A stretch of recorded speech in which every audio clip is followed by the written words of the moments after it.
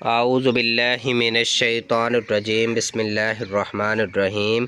حضرت ابی بن کعب رضی اللہ تعالیٰ عنہ نے فرمایا کہ میں نے عرض کیا، یا رسول اللہ صلی اللہ علیہ وآلہ وسلم، میں آپ پر کثرت سے درود پڑھنا چاہتا ہوں، اب اس کے لیے اپنے اور وظائف کے اوقات میں سے کتنا وقت مقرر کروں؟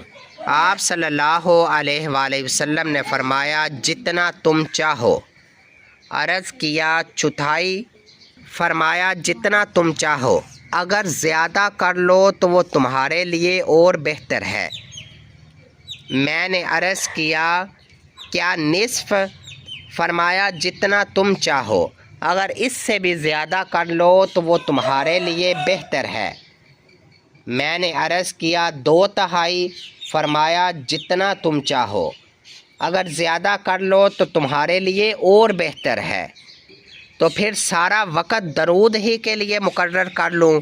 فرمایا، ایسا ہو تو وہ تمہارے سارے امور کے لیے کافی ہوگا اور تمہارے سارے گناہ معاف کر دے گا۔